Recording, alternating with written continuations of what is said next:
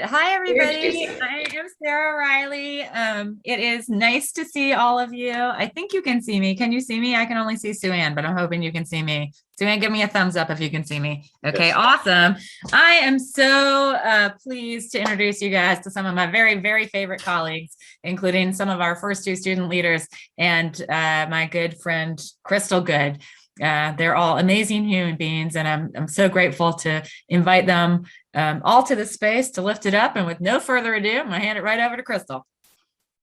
Hi, everybody. How we feeling today? You see, throw emoji up. Oh, you guys know there's a little reaction thing. You can throw emoji up. You can wave. You can talk in the chat.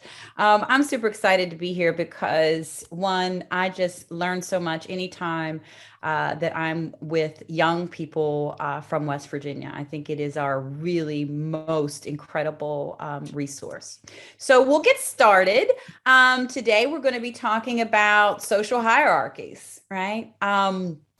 And I want to say that what I'm doing now in life, maybe some folks in here know me as a poet or a performer, or maybe you don't know who I am, but I am Crystal Good, and I am the founder and publisher of Black by God, the West Virginian. This is a publication that is to center the voices of Black West Virginians through story and through news. And so, one of the reasons that I started Black by God was knowing that social hierarchies exist in West Virginia and wanting to create and do something that created more equity, right? So we're going to unpack a little bit about what are social hierarchies. But, in general, social hierarchies refer to the way that we categorize ourselves in society, right? We know things about wealth and income and blue collar and white collar. We know things about these different categories that we assign ourselves in terms of race, Black, white, Indigenous, other. We know there's a social hierarchy in education, right? From who has a BA to who has a PhD. We know that there's social hierarchy in ethnicity and in gender. We know that there's social hierarchy in occupation, right? In social status, and all these are about derived power. And I don't know about you all, but there's no other place where I see a social hierarchy exist than when I'm flying on an airplane, right? There's first class, there's business class, there's people that get a TSA pass and they don't have to take their shoes off, right? And that's all sort of often contingent on who has enough money, right? And so I'm excited to have this because we know that STEM and STEAM careers create a more equitable playing field. People are able to get jobs, right, that pay them well, a living wage, and they're able to enter into spaces and places that didn't exist before, and they're able to bring their families and their communities and other folks in with them. So, I think we're going to learn a lot today, and what's most impressive is that we're just talking about it, right? And so I just want to kind of center this conversation in, we might not have a big conclusion, right? We might not solve the problem, but we're going to start talking about it. And I'm so glad that First2 sees this intersection of what social hierarchies are and are offering solutions. And the solution today is to just talk about it. And, what's really amazing to me is that West Virginia is just full of examples of people who have overcome the stigma of poverty, the challenges of sexism, and the fortitude of first generation students and people that have gone in places where, maybe they didn't know how to use the fork at the table, right? When they were entering into a new space, but they made it through, and they made it through a lot of those uncomfortable places to be successful. And a lot of times we don't talk about social hierarchies and how that intersects with some of the specific challenges that we have in West Virginia. And that is the quote unquote opioid crisis, and how that impacts everybody in West Virginia, and how these obstacles often intersects with race and racism. So I said all that to say I have something beautiful to share with you all. My publication, Black by God, seeks to inspire, right? Like often we get a lot of the statistics thrown at us that are just very negative.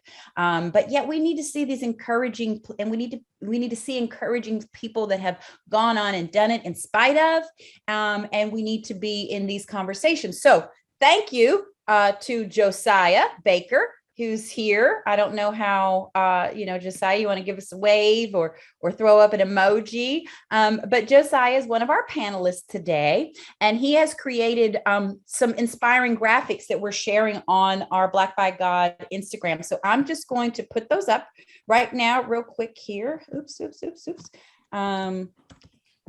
So that you guys can follow Black by God and also use this as a resource yourself. So here we go. Can you guys see this here? Yes, we can. Okay, great. So here's the Black by God. Thank you. Here's the Black by God Instagram page. And how many folks here know who this lovely woman is? It is our Katherine Johnson, right? And so I just want to thank Josiah. This is one of his first contributions to Black by God. And here we have another one. His name is Samuel Pierre Moss, right? Who is an inventor, who is living in this world doing cool stuff from Charleston, West Virginia. His last name is Moss. And for those old enough, he's not related to Randy Moss, but he is winning championships in the world of STEAM and STEM and creativity through science and technology. All right. So please follow Black by God, and you guys give a little clap for Josiah, who is going to be contributing to Black by God by creating these narratives and sharing voices from the past and the present and the future of West Virginia's STEAM makers. Okay. So I'll stop my sharing there and we'll get right into the conversation. Let's see here. Let's start with the panelists here that we have. Just a second here. I've got this. How about the panelists here? I see you there. Josiah, since I was talking about you a little bit, why don't you just pop on and say hello, where you're from, and then pass the mic over to Jasmine. So we'll just do a quick little roundtable of introductions. Is that okay? Yeah. Hi everyone. I'm Josiah Baker. I attend WVU Tech in Beckley. I'm a mechanical engineering major, second year, and yeah, I'm originally from Baltimore. I moved to West Virginia when I was 4, so a few memories from the big city. But yeah, so I basically grew up here in West Virginia. Went to Oak Hill High School. It's about 20 minutes outside of Beckley, and I do understand what it's like coming from a rural portion of the States, and so I guess I'll talk a little bit more about that during the panel. Thanks, Josiah. And we've got Jasmine Lafferty. Jasmine, you want to say hi and where you're from? Sure. So hi, guys. My name is Jasmine Lafferty. I am a senior at the University of Charleston studying biomedical sciences. I am originally from Cyclone, West Virginia, which is an incredibly small town. We only have about 500 people and one gas station. And I am a first-gen student, obviously, and you'll get to hear a little bit more about my story and how I relate to social hierarchies later on. Thank you, Jasmine. And Alicia Joseph? Hi, Alicia. Hi, guys. My name is Alicia Joseph. I am originally from Martinsburg, West Virginia, in the Eastern Panhandle. I'm currently a Marshall University junior, majoring in cyber forensics and security. You guys will get to hear a lot about how I relate to privilege and what it means to me in this discussion. Thanks, Alicia. And Ashley Krasnowski. Did I do that right? Almost. It's okay. It's okay. I'm Ashley Krasnensky. I am a third-year student in mathematics and physics. I'm currently in Winfield, West Virginia, which is really close to Hurricane. You probably know of that one. I am a mother of 2 twin girls. I am also a wife. And yeah, I just excited to be here today. All right. Thank you. And as you guys can see, we have a great representation from across the state, which is one of the things that we don't always think about when we think about quote unquote social hierarchy, and that is just regional distance, right, and access to resources. So we're going to jump in with a few questions, and I'll just throw the first one out. Some of you all have kind of shared in your intros how you have experienced or personally witnessed an example of social hierarchy. So when we have about 4 of us here, I feel comfortable if everybody just wants to jump in and just answer the question. Give us an example of something in your life where you have seen this social hierarchy that we're talking about exist. Jasmine, Josiah, Ashley, Alicia. I can go ahead and go first. So yeah, I grew up in extreme poverty, and so I'd say I was even on the. Actually, I think I was homeless there for a year or two, but that was right after I got out of high school. So I dealt with a lot of classism. I mean, just people constantly throughout my life just saying I wasn't going to get anywhere. I was going to end up down a wrong path on drugs, promiscuous, that sort of reputation, just because I didn't live in, a big house or have a nice car, or actually didn't even have a car there for a long time. But yeah, so there's a lot of discrimination just against the poverty. I mean, people who struggle with poverty. And then I've also experienced a lot of sexism as well. I mean, just because I'm a female.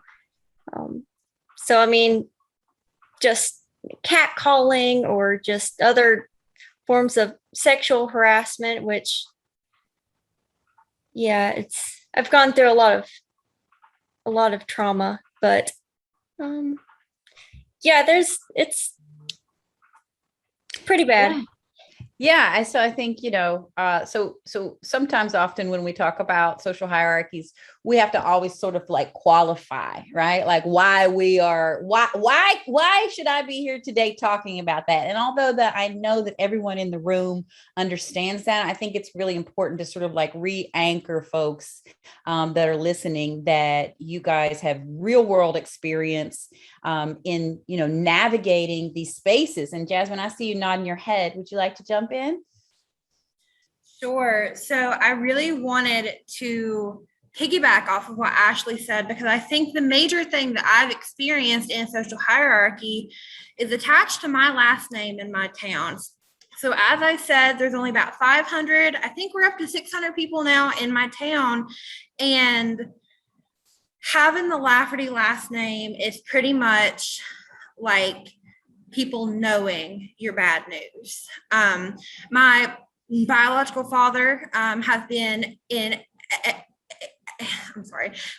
active addiction for the last 20 years, since I was about 1.5 years old. So that goes with burglary and DUIs and all the things that make the gossip mill go wild. So it was such like, I remember my 9th grade year, I had a high school teacher say, "I'm so proud of you for making it to the 9th grade. Like, you can't even drop out in the 9th grade. Like, I don't understand." And then I had so many people just like waiting for me to mess up. Like every time I did something that a normal teenager would do, it was, I'm one step closer to being like my dad. And that is the major, major thing. And that goes with a small town, because you cannot escape your family. You can't escape your heritage. And so I believe my social hierarchy is revolving around my family and my last name. Thank you, Jasmine. Real world experience that a lot of people don't think about from a small town, right? How everybody knows everybody. I always laugh that, one of the things about being from a small state is that you see your friends and your enemies at the grocery store, right? So there's often no escaping, or what feels like there's often no escaping some of the identities that have been assigned to us, whether that's, the last name that was assigned to us or the skin color that we walk in. If anybody else wants to respond to that, go ahead and jump in. If not, I'm going to keep moving through these questions. And I will ask Sarah if you will just kind of like prompt me so that we do have an exercise and that we're going to do at the end here. We're going to engage our audience here, Ashley is. So I just want to make sure that we leave enough time at the end. And Sarah, if you prompt me to that. But Crystal, how much time do you need at the end? I think we need 7 minutes. Okay. And that is for the exercise and the questions that I have after that? Yep. Okay. Thank you. Sarah just popped in like a magic genie. There we go. So I want to sort of circle back to, I'm so happy that Jasmine is here with us today because she is actually, excuse me, Jasmine, Alicia from Marshall, that she's here with us today because I love the program that you're in, Alicia. My son graduated from that very program at Marshall University, and he is out in the world of cybersecurity and digital forensics doing great things, and has also through his company been able to bring, I think he told me yesterday, almost 7 Marshall graduates to his company. So he's creating a pipeline, and that's exactly what First2 and many of the students will do when they go into the world is open up doors for other people. But Alicia, I wanted to ask you about, the struggles that you've had so far and how you've overcome them. And specifically, what does that mean as it's connected to your studies there at Marshall? So most of my struggles, I feel like, kind of have to do with imposter syndrome. Some of it is rooted within like race, because I feel like a lot of like me thinking about, oh, I can't do this. A lot of that is me thinking I don't see very many Black women doing what I'm doing. Like, and sometimes when I'm in class, I just really don't know if I can do what everybody else is doing. And it's hard struggling with that imposter syndrome and getting over that. I feel like what I've noticed, though, that's helped me overcome that is the fact that somehow I always pull through. I will get super stressed out about my classes and about my exams, but I always do well. I feel like it's just that one little bit in the back of my mind that's saying that I just can't do it, but I just push through it. Thank you. Thank you. And you know what? I think everybody listening probably has a little bit of imposter syndrome. And if you don't have a little bit of imposter syndrome, well, maybe there's another syndrome that we can call that, right? Like we all have a little bit of self-doubt, but when you're moving in territories where you don't see people that look like you or that you can kind of connect with, or that you don't think have the same sort of relationship to these social hierarchies that you do, it can make it very difficult. And so I want to ask Josiah, Josiah, what do you think is important to thinking about a situation from multiple perspectives, right? So social hierarchies are seen as a way of like, how do we keep certain people out? But really what we're trying to do here is think about different ways to bring people in. So Josiah, what's important about looking at things from multiple perspectives? One thing that kind of comes before having perspectives is you have to kind of experience people's other people's views, and you have to be able to like manage somebody else's thought process, and to kind of just think about what are the other perspectives that that I could have. So that really comes into play when it comes to just anything communication wise. When I'm sitting here studying with some of my friends, learning of how they come up with a solution to the problem is huge. I mean, when you're thinking about other people's perspectives, and going out into a more diverse world than what we have here in West Virginia. My mindset is very straightforward. It's very conservative compared to someone who's coming from a background where they've experienced those different perspectives. So just being able to communicate with other people is going to really come into play with how widespread you have with your perspectives. Wise words, Josiah, wise words. And maybe it's time we kind of move into talking a little bit about the P word. And I don't mean physics, right? I mean privilege, right? So, social hierarchy is about thinking about the privilege that you have, the privilege that another person has, and the privileges that other people don't have, and where those come from. So I'll just kind of throw it out there, and maybe Jasmine, you can kick us off. How do you define privilege? What does that mean to you? So I define privilege as having a social advantage over someone else due to something beyond your control. And something I think is so important to really understand about privilege is that it's not a blanketed, I'm privileged and you're not. It's so multifaceted. There are different areas of privilege. There is race and gender and sexual orientation and socioeconomic. There's so many ways to be privileged. For example, I have privilege because of my race. I understand that. But in socially speaking, I can be considered, I don't have things such as straight privilege with my sexual orientation. So it's not a blanketed thing. It is a thing where I realize I will never struggle because of my race, the way that someone from another ethnicity will. But I also realize that because of my sexual orientation, I will really have to struggle sometimes in social environments. Yeah.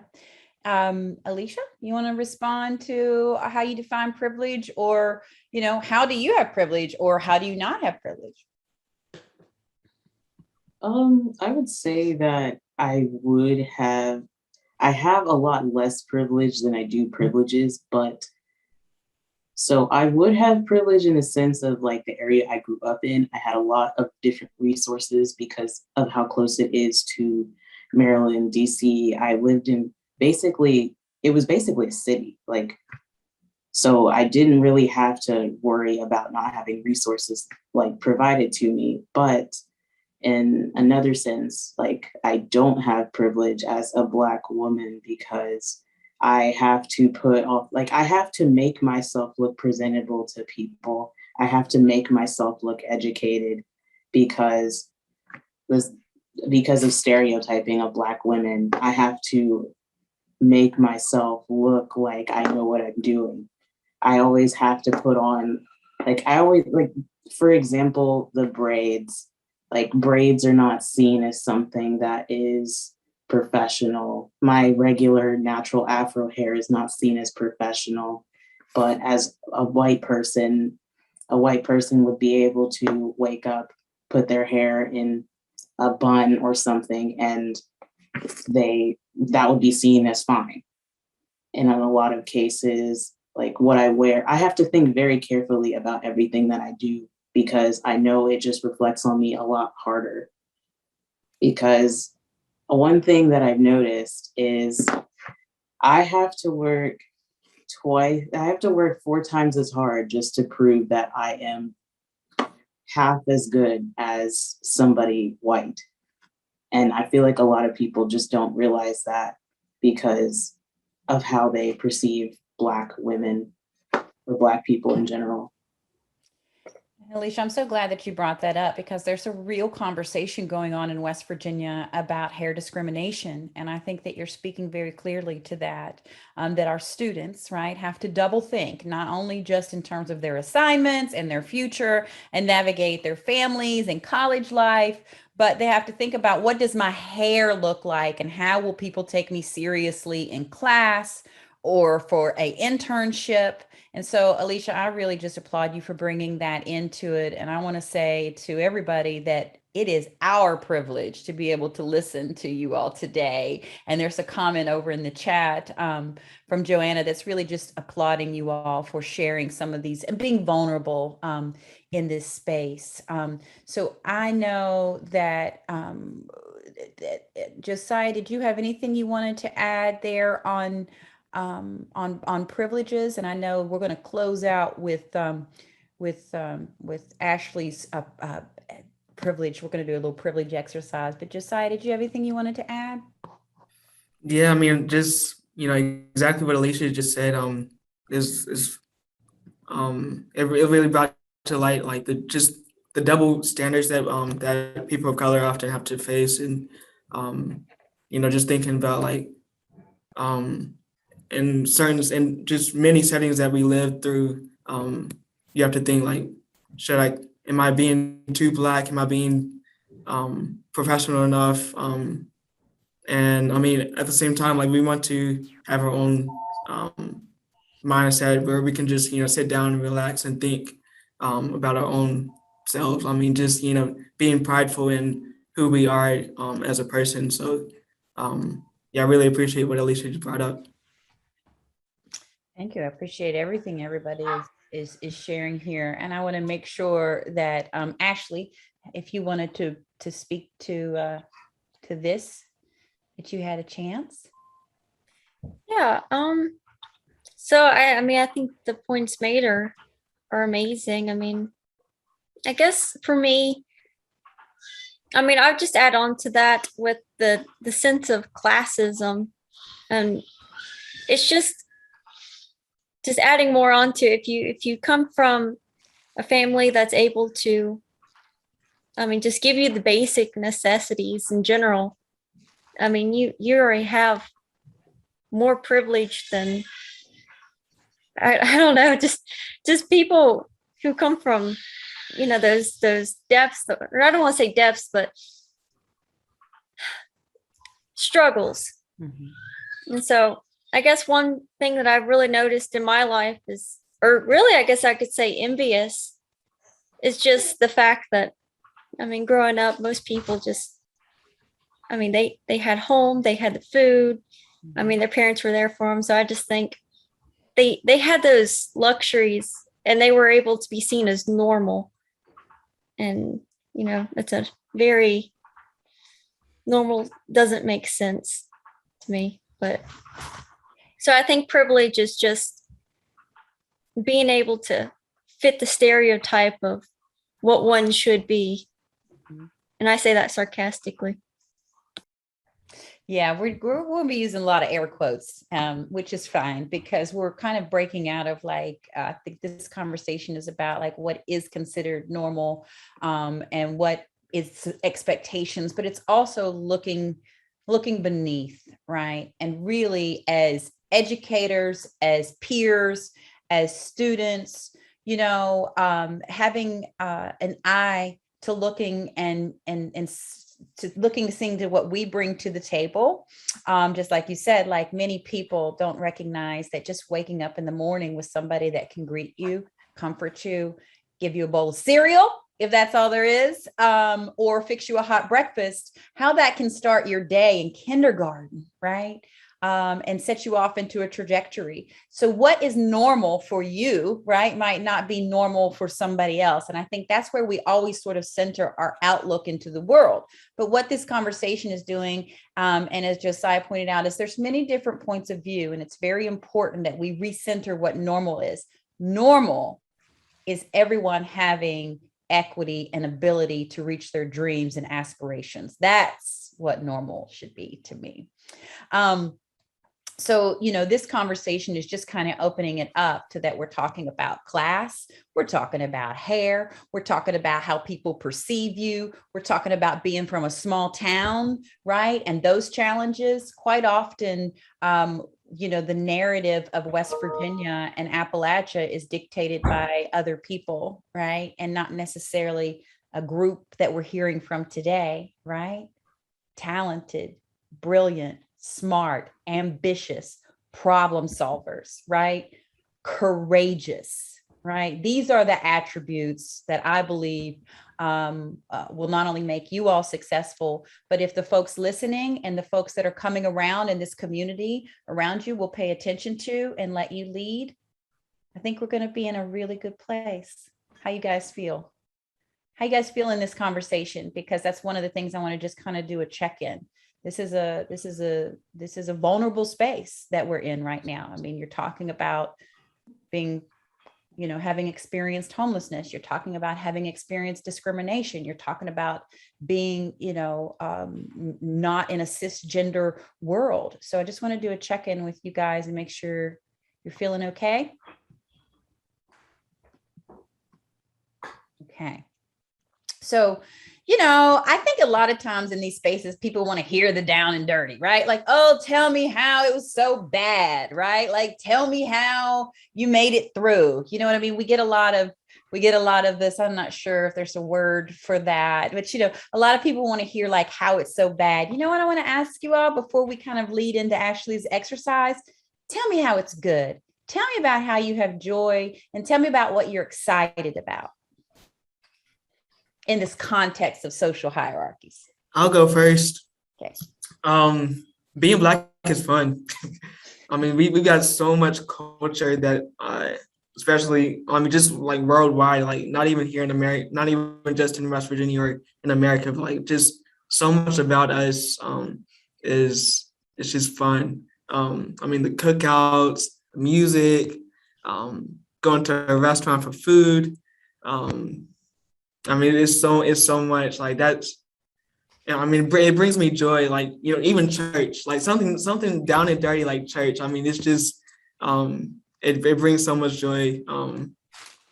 Yeah, and so yeah, Josiah finds joy in Black is beautiful. We got a comment over here. Alicia, being Black is so much fun, honestly. So Jasmine and Ashley and Alicia, give me a quick, what brings you joy in this world?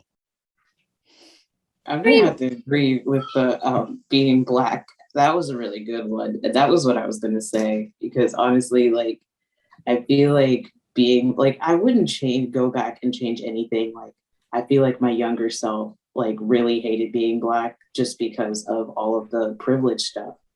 But now, like, growing up and being who I am now, I really do enjoy it, and I would not change it for anything. And I love being a Black woman. Jasmine?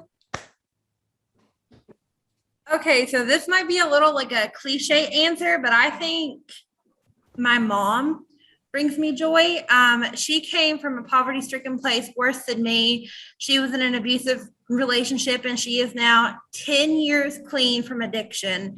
And she has fought tooth and nail to raise me to be the person who is proud of who I am, who does whatever I want to do and does not let anybody tell me I can't. And she has sold family heirlooms and done everything in her power to make sure that I'm here to do what I want. So I think my mom brings me the most joy. Love it. I love it. And we're going to pass now to Ashley, who's going to tell us about what brings her joy. But then, Ashley, you're going to take us on a little walk, right? That's correct. So I'll make my response really quick. But honestly, and I've had to work on this for the last couple years in psychology, but it's just surrounding myself with good people. I mean, I've cut so many bad people. I mean, I don't talk to my parents. I don't talk to the people who was bullying me, and I've just been so much happier. And I'm able to get past that feeling of guilt, for doing that. And I don't know, I'm just being able to spend time with my children, my husband, and around great people in this network. Really, it's refreshing. All right. So thank you all for sharing that. I think this is so encouraging and inspiring, all of you all. And so Ashley, I think you should have the privileges to run this Zoom, right? So go ahead. Yes. Let me share my screen really quick. Give me just a second. Sure.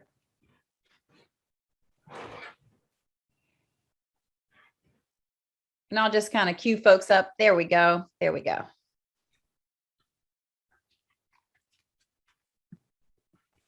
Okay, so everybody can see it and hear me okay. Right? Yes. Yes. Okay. Oh, got somebody crying. I'll make it really quick. So yeah, I'm Ashley Krasinski, and today we're going to be taking a walk. However, on this walk, you'll be asked to honestly reflect on your place in the complex web known as society. So let's go ahead and begin. So the instructions, I'm going to ask that everybody try to keep track of their score. So it's really just, if you answer yes to a question, depending on what it says for yes, you'll either add 1 or you'll subtract 1. Okay, and if you answered no to anything, your score is just going to remain the same. So try to keep tally of your score. We will have a anonymous, keyword anonymous survey at the end of this. And so the first question is, English is your first language. So if that is yes, add 1. If that is no, just stay at 0. Either of your parents graduated from college. And if I go too fast, please let me know. You have been divorced or you have been impacted by divorce. If yes, deduct 1. There have been times in your life when you skipped a meal because there was no food in the house. If yes, please deduct 1. You have visible or invisible disabilities. If yes, please subtract 1. You were encouraged to attend college by your parents and family members. If yes, add 1. You grew up in an urban setting, which the city, I had to look that up. It's terrible, but please subtract 1. Your family had health insurance. Okay, now this doesn't necessarily mean now, but just growing up, if that's normal for you, add 1. Your work and school holidays coincide with religious holidays that you celebrate. If yes, add 1. You studied the culture or the history of your ancestors in elementary school. If yes, add 1. You have been bullied or made fun of based on something you cannot change. For example, your gender, your ethnicity, age, or sexual orientation. If yes, subtract 1. You have ever felt passed over for an employment position based on your gender, ethnicity, age, or sexual orientation. If yes, subtract 1. You were ever offered a job because of your association with a friend or family member. If yes, add 1. You were ever stopped or questioned by the police because they felt you were suspicious. If yes, deduct 1. You or your family ever inherited money or property? If so, add 1. You came from a supportive family environment. If yes, add 1. One of your parents was ever laid off or unemployed, not by choice. If yes, please subtract 1. You are a citizen of the United States. If yes, add 1. You were ever uncomfortable about a joke or statement you ever heard related to your race, ethnicity, gender, appearance, or sexual orientation, but felt unsafe or unable to confront the situation? If that's true, deduct 1. Your ancestors were forced to come to the United States not by choice. If yes, subtract 1. You took out loans for your education. If yes, subtract 1. There were more than 50 books in your house growing up. If yes, add 1. You have ever felt unsafe walking alone at night? If yes, subtract 1. You are a white male. If yes, add 1. Okay, and so to check your scores, So what does this mean? So now you have a number in front of you, and it's either going to be -12. It's going to be between -12 or 12.